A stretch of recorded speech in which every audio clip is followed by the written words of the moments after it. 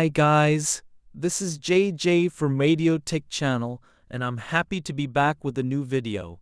Today, we're going to explore how radicals attack DNA and how the cell repairs itself. So, without further ado, let's get started. Let's talk about the first part. From radicals to cells damage. When radiation enters the body, the first thing it encounters is the water in cells. This interaction causes free radicals to form. Free radicals are highly reactive particles, like oxygen radical, hydrogen radical, and free electron. These radicals attack the cell's important molecules, proteins, which perform the cell's functions, lipids, which make up the cell membrane, and DNA, which is the cell's instruction manual. If molecules get damaged, their shape and function are disrupted. For example, if an enzyme is damaged, the cell's chemical reactions are disturbed. If the cell membrane is damaged, the exchange of materials between the inside and outside of the cell becomes problematic. But the worst case is when DNA is damaged, because it is the cell's command center. Fortunately, cells can repair themselves, but only up to a point. Small damages usually repair themselves spontaneously. Severe or cumulative damages can lead to cell death or genetic mutations. Interestingly, even without radiation, cells are exposed to molecular damage every day. Breathing, sunlight, pollution, and normal metabolism also produce radicals. But when radiation enters, the number and intensity of damages increase, and the repair system may become inefficient. Let's talk about DNA base pairing. And the effect of radicals. DNA is like the cell's instruction manual that tells it where and what to do. Each DNA base has a fixed pair. Adenine always pairs with thymine. Cytosine always pairs with guanine. When a free radical hits DNA, it can change or oxidize a base. For example, guanine can turn into 8-oxoguanine. This can cause guanine to pair incorrectly with adenine during DNA replication. The result is a genetic mutation. Imagine someone is supposed to go from their house to a friend's house. Damaged guanine is like the path changing. So instead of going to the friend's house, they end up at an enemy's house. I'd like to explain cross-linking and complex DNA damage. Cross-linking means two DNA strands, or DNA, and a protein are stuck together. It's like two DNA zippers being sewn together. They can no longer open or be read. Some chemotherapy drugs do this, so cancer cells cannot read or replicate their DNA. Example, you have a recipe, and 2 pages are glued together. You can't read the recipe or cook the food. Here's a look at cellular response to DNA damage and the role of phosphorylation and histone H2AX. When DNA is damaged, the cell doesn't stay idle. Proteins ATM and ATR detect the damage. ATM is mainly responsible for detecting double-strand DNA breaks. ATR responds to single-strand damage and replication problems. These proteins signal P53 to decide, stop the cell cycle and repair DNA, or trigger programmed cell death. Role of phosphorylation. ATM and ATR phosphorylate proteins and histones. This acts like a warning light for the repair team. When histone H2AX is phosphorylated, gamma H2AX forms. It's like a red flag marking the site of damage. Let's take a look at DNA repair pathways. These pathways help the cell function properly again after damage. BER, base excision repair. BER is used for small damages like a single base change or an AP site. Step 1. DNA glycosylase finds the damage and removes the faulty base, creating an empty site, a P site. Step 2. AP endonuclease makes a small cut to remove the damaged nucleotide. Step 3. DNA polymerase puts the correct nucleotide in the empty spot. Step 4. DNA ligase seals the gap, and the strand is complete. Concrete example like erasing a wrong letter in a book and replacing it with the correct one. NER, nucleotide excision repair. NER is used for large damages or crosslinks. Step 1. Proteins locate the damage. Step 2. TFIIH opens the area around the damage. Step 3. Endonuclease removes the damaged fragment. Step 4. DNA polymerase rebuilds the segment. Step 5. DNA ligase seals the ends. NHEJ, non-homologous end joining. This pathway occurs when there is a double-strand DNA break and no intact homologous copy is available. Advantage: fast. Disadvantage: error-prone, as nucleotides may be added or removed incorrectly. Steps 1. Ku70 and Ku80 hold the DNA ends. 2. DNA PKCS helps maintain proper structure. 3. Artemis prepares the ends for joining. 4. Ligase 4 connects the ends and repairs the DNA. HR, homologous recombination. This pathway also repairs double-strand breaks but uses a healthy homologous copy. Advantage: accurate and error-free. Disadvantage: slower and more complex than NAEG. Steps 1. mRNA complex detects the DNA break. 2. RPA protects the DNA strand to prevent further damage. 3. RAD51 and BRCA12 find the healthy copy and align the broken strand. 4. DNA polymerase inserts the correct nucleotides to rebuild the DNA. Concrete example: like replacing a damaged page of a book with a correct copy, everything is restored accurately. Let's see what determines the DNA repair pathway. Now we'll see how the cell decides which repair pathway to choose when DNA is damaged. It's like having a broken machine. Should we take the fast but error-prone path or the slow but precise one? Key factors in choosing DNA repair pathways. 1. Cell cycle phase. During DNA replication, a homologous copy, the sister chromatid, is available, so HR, which is accurate but slow, is chosen. When no homologous copy is available, for example during G0 or G1 phase, NHEJ, which is fast but error-prone, is chosen. Analogy: if you have a backup, you can repair carefully. If not, you have to guess. 2. Type and complexity of DNA damage. Single-strand damage, which is called SSB, usually uses light pathways like BER or NER. A simple double-strand break, called DSB, chooses a fast pathway like NHEJ. Complex or clustered double-strand breaks are repaired using accurate HR or a combined pathway. Analogy: a broken rope, one strand should be tied quickly, while multiple complex strands should be repaired carefully following a pattern. 3. Availability of repair proteins. Key proteins like BRCA1 and 2 for HR and Q70 and 80 for NHEJ are essential. If any of these proteins are missing or defective, the repair pathway changes and the risk of errors increases. Analogy: like missing tools in a repair shop, you may have to use an alternative method that might not work perfectly. 4. Type of radiation and linear energy transfer. LET, high LET, radiation delivers concentrated energy, which causes clustered damage, so precise or combined repair is needed. Low LET radiation delivers dispersed or light damage, so fast and simple repair is usually enough. Analogy: a heavy hammer creates multiple cracks, so precise repair is needed.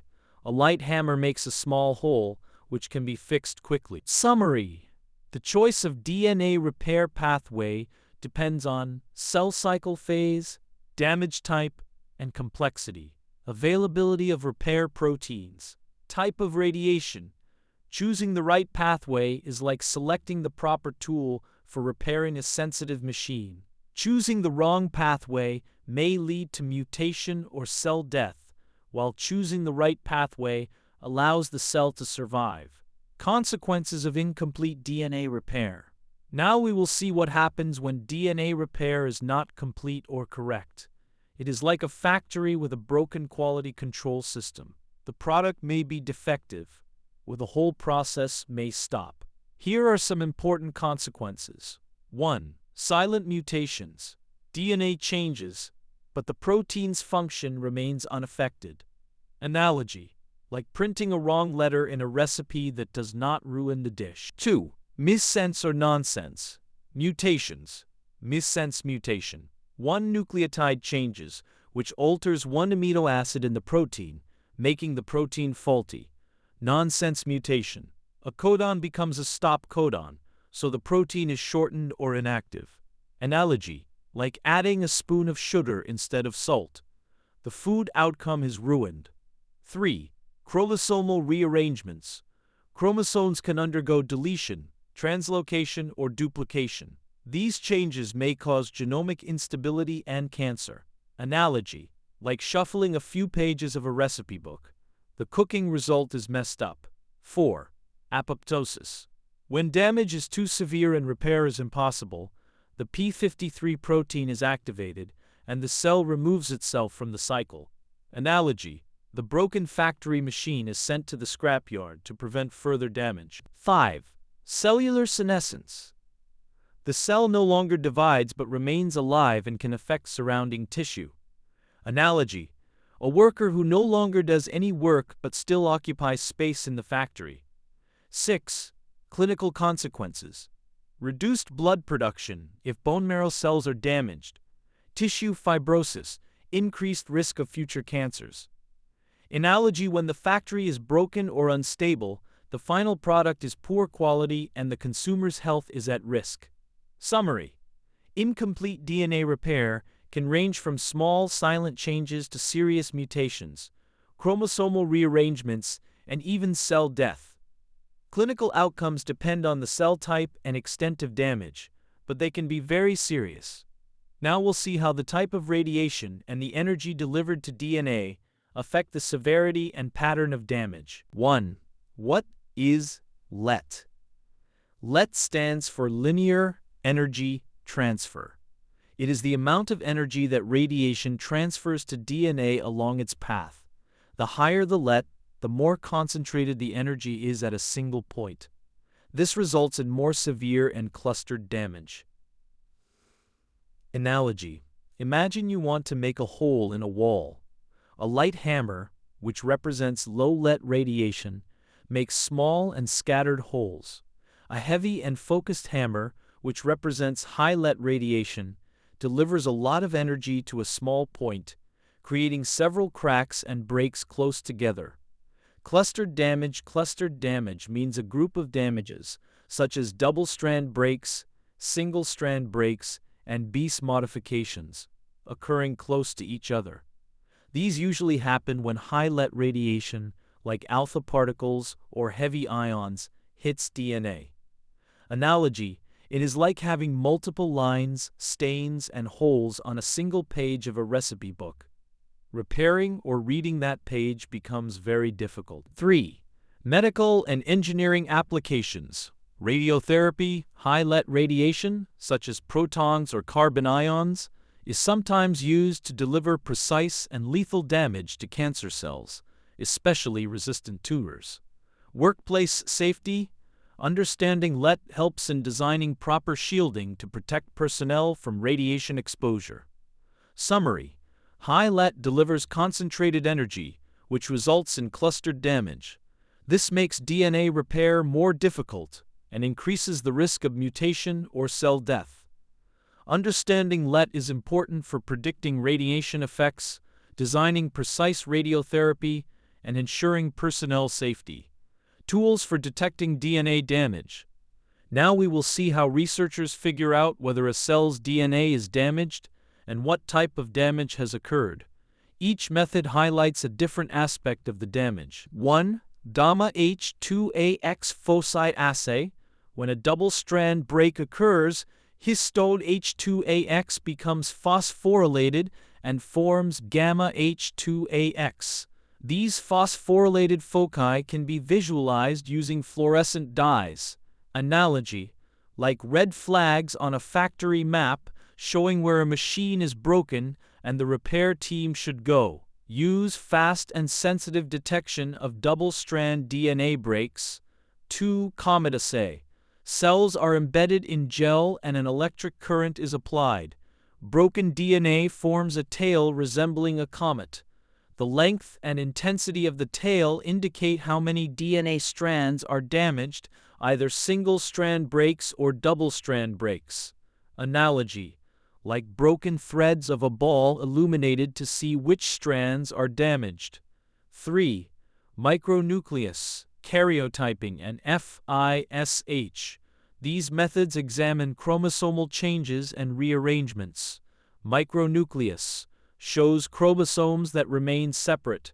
Karyotyping examines chromosome number and shape. FISH, which stands for fluorescence in situ hybridization, shows the exact location of genes or rearrangements using fluorescent markers. And elegy, like a city map marking damaged or relocated buildings with colors. Summary: these tools help researchers determine what type of DNA damage occurred, assess the severity and extent of the damage, monitor DNA repair in cells. Now that we have reviewed DNA damage and repair, here is a quick and concrete summary. 1. Radicals and initial damage. Radiation, or chemical agents, generate free radicals, which attack key molecules like DNA, proteins, and lipids. 2. Nitrogen bases and vulnerability. Guanine, which is abbreviated G, is most prone to oxidative damage. Formation of 8-oxo-G can lead to genetic mutations. 3. Chemical damage pathways: base modification, alkylation, base loss, single-strand breaks, double-strand breaks, and cross-links all put stress on the cell. 4. Risk of double-strand breaks and clustered damage. Double-strand breaks and clustered damage can lead to mutations, chromosomal rearrangements, and even cancer. 5. Cellular response and sensors. ATM and ATR detect DNA damage. Through H2AX phosphorylation and pathways such as p53 activation, the cell prepares for repair or programmed cell death. 6. DNA repair pathways. BER repairs small base damage. EN repairs large damage or cross-links. NHEG, fast but error-prone, used for double-strand breaks in G0 or G1 phase. Accurate but slow, requires a homologous copy, used for double-strand breaks in G2 phases. 2nd pathway choice. Depending on the cell cycle phase, type of damage, availability of repair proteins and radiation, linear energy transfer, the cell decides which pathway to use. Consequences of incomplete repair. Incomplete repair can lead to silent or severe mutations, chromosomal rearrangements, apoptosis, cellular senescence. These can result in clinical effects such as reduced blood production or cancer. 9. Laboratory detection. Tools like gamma H2AX assay, comet assay, and micronucleus karyotyping or FISH help evaluate DNA damage type and severity. Key message: DNA is the cell's command center, and damage to it can have serious short-term and long-term consequences. Cells have advanced repair pathways, but incomplete repair or severe damage can lead to mutations, cancer, and tissue dysfunction. So guys, thanks for staying with me until the end of the video. If you enjoyed the video, give it a like. Share your thoughts in the comments. If you found the video useful, share it with your friends. And if you haven't subscribed to my channel yet, please do so now and hit the bell so you don't miss any new videos. Your subscription gives me a huge motivation to prepare more videos and share even more interesting content with you.